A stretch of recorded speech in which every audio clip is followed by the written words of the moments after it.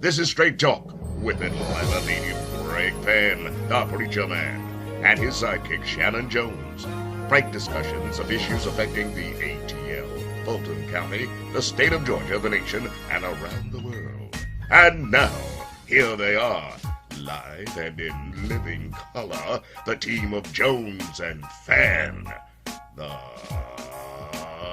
Preacher Man. Meager wages that they had accumulated this, and then looking at what the checks that they received for the property, some people received $1,400, $2,000, $4,000. Where were they going? What were they going to buy? This was before integration. You couldn't even go in a bank.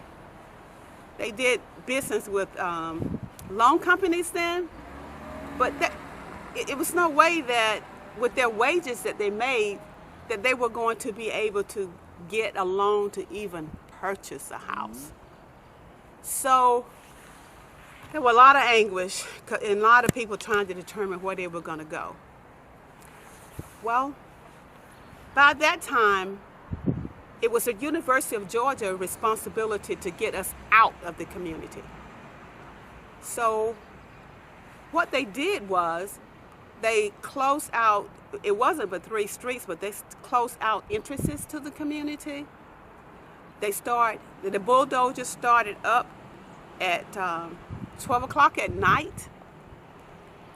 They started digging ditches in front of the homeowners. So when we came home from school, we had to jump over the open ditch to go home and get in the house. So it was that terrorizing for us. In addition to that, when some of the properties were acquired, we saw where they were pushing the house down that we had seen for years. They would push them down with people on the other side of it. In addition to that, they burned some of the houses. They got the fire department to burn some of the houses. So it was terrorizing. It was just absolutely terrorizing for what we saw and what our parents saw, and that they realized that there was nothing that they could do because there was nobody to turn this elephant from coming at this neighborhood, at our neighborhood. The university wanted this area of 22 acres to build these dormitories and the parking deck. They wanted this property, and we were targeted because it was a small black community. So, some of us had to move wherever we could. Some of us did have to go from being homeowners to the housing authority projects, we call them the projects. Some of the people went to the projects because they had nowhere else to go. They had nowhere else to go. A percentage of us did not become homeowners again. So that's where we are now. We have talked with the mayor, and the mayor is going to put a group together to now try to look at the resolutions and try to come to some kind of agreement. I know that it is hard. If it was easy, it would already be done. But this is an opportunity for all the residents of Athens to be proud to be Athenians if we can get this done. Not only Athens, the state of Georgia, and this country, because we now know we can work together to get it done to make this right.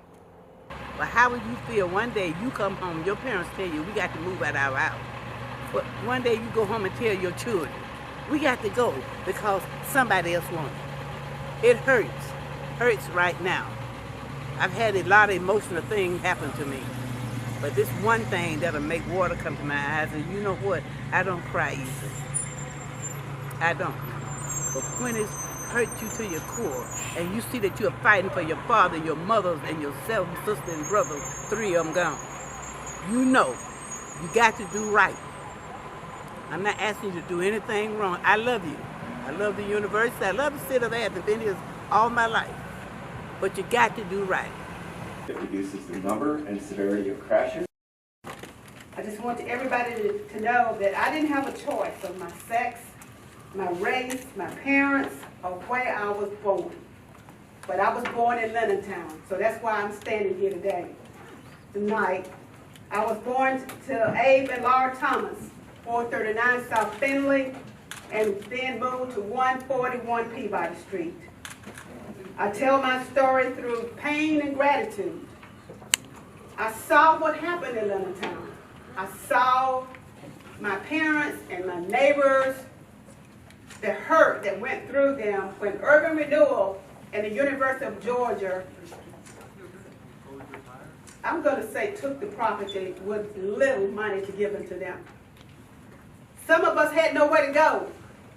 Some of us had to move with relatives. Some of us had to move wherever they could, work with people and move in the back of the big house. Because we had no way of getting a loan because we had meager wages that were paid because we were a working community. We worked. The kids went to school. We had carpenters. We had plumbers. We had all a supportive neighborhood to be one day a middle class. But all that was taken from us. All that was taken from us then. The city, the university, and senators were all together. So when our parents in the neighborhood went to reach out to someone for help, they had nobody to go to. Where are you going to? Who are you going to talk to?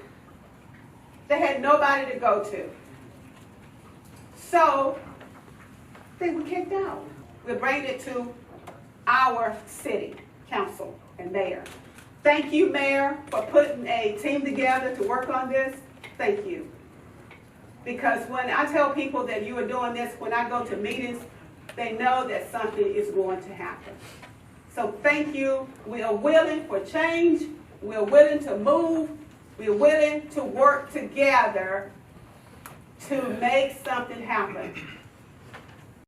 People were crying. I come home, I was 11 years old, people crying and like something had died. And I was wondering what was going on. They said the University of Georgia is taking our house, they making us move. My family, the Crook family, Roy and Essie Crook, they bought their house in 1938, 167 Peabody. Just imagine a black family buying a house in 1938. And then it comes in 1965, it's taken away for a little of nothing. And so what I'm standing here for is for the city council and the mayor to acknowledge the fact and do something about it. Thank you, Mr. Crook.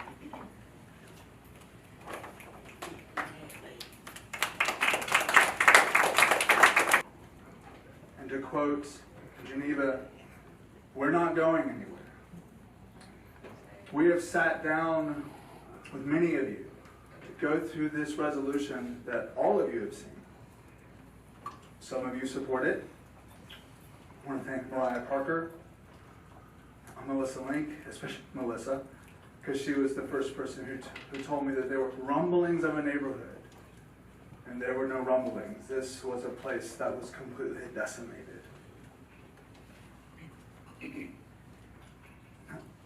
Tim Denson, who's my commissioner, I want to thank you. Commissioner Thornton, for your support and your wisdom on how to proceed.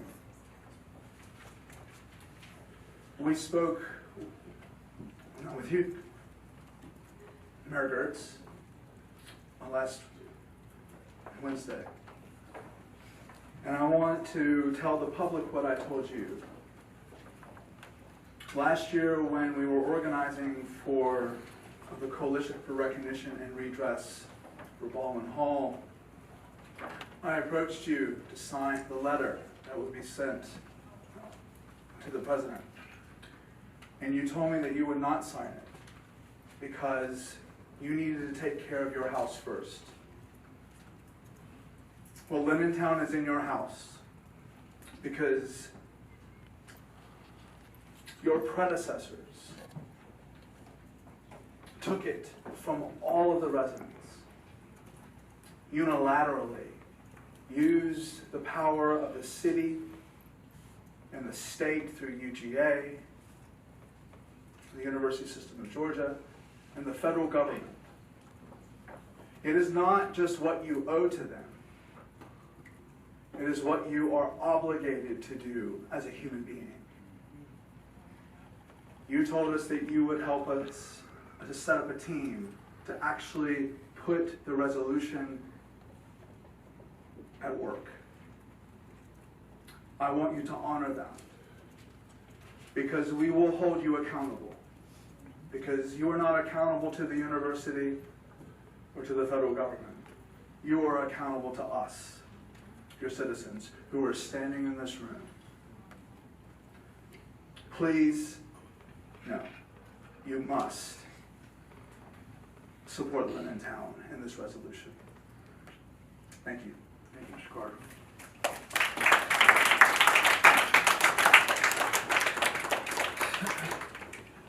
Hey, Carol Myers, 260 Spalding Circle.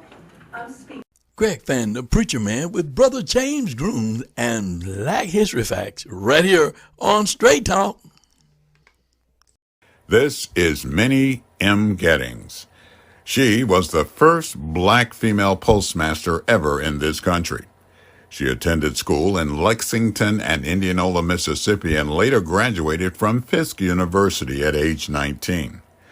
After graduation, Miss Gettings married Wayne W. Cox, who was the principal of the Indianola Colored School and the city's first black alderman in 1888. The couple were politically active, and as a result, Minnie M. Cox was appointed postmaster in Indianola, Mississippi by then-President Benjamin Harrison. Now, Mrs. Cox not only had the prestige of a presidential appointment, but as postmaster, Mrs. Cox had a salary of $1,100 a year and was the first postmaster in her community to have a telephone installed in her office at her own expense so that the local population could call to see if they had any mail. Well, needless to say, because of her race, Mrs. Cox was pressured out of her post. But then President Theodore Roosevelt, who continued to pay her salary, punished the whole town by having their mail rerouted 30 miles away until they gave Mrs. Cox her position back. They forgot her, but we won't. It's been Black History Facts with Brother James Groom right here on Straight Talk. Join us each and every Friday at 7 p.m. right here on YouTube and Facebook. I'm Greg Fann, the preacher man, right here on Straight Talk with Black History Facts with Brother James Brooms. If you're a resident of Fulton County, this Juneteenth could mean a different kind of second chance for you or your family. Register now through April 30th so that your records can be restricted so you can be a part of the Juneteenth expungement celebration happening June 17th and June 18th. Why you care? I think the role of a prosecutor should be to look back to try and remedy past wrongs that have occurred in our unfair criminal justice system. In Georgia, 10 million people, 4.3 million, 40% of the population have a criminal record. 40%. In Georgia? 40. Is that the biggest? What is that? It's one of the biggest in the country. Nationally, it's about 25%. I also want to clear up this notion that there's this big gap between the Jewish community and the black community, because there are lots of African American Jews. So we're not just doing this out of a sense of charity. This is because it is the righteous thing to do, it is the right thing to do, and also because people in our community are folks who might get caught up in just because of the color of their skin. I saw so many people and have seen so many people who were much more talented, but for whatever reason they made missteps. And I got to see so many people who were good people ensnared in the criminal justice system. When I went to college, some of them went to jail. Wow, man. They were better athletes than me. They were better students than me. But for whatever reason, God had his hands on me. Wow. And so I'm looking back at those people now, and I have this great God-given opportunity to try and help. So we serve a God of redemption, and we often have people who are falling, right, because of systems that man has built. And God has already given them their second, third, and fourth chance, but there are laws in place that say you can't get food stamps if you have this type of conviction. You can't live at this place if you have this on your record. And so what we're doing with this event is removing that barrier, right, for people to actually experience what God has already given them. Register now at FultonRestorativeJustice.org. That's FultonRestorativeJustice.org. Or call the restriction hotline if you have any questions, 404-612-4827. It's been Black History Facts with Brother James Broom right here on Straight Talk. Join us each and every Friday from 7 p.m. until 8 p.m. with yours truly, Greg Fann, the Preacher Man, and Shannon E. Jones. And do share these Black History Facts with your family and friend, and do tune in to Straight Talk. Won't you? It ain't nothing but Straight Talk.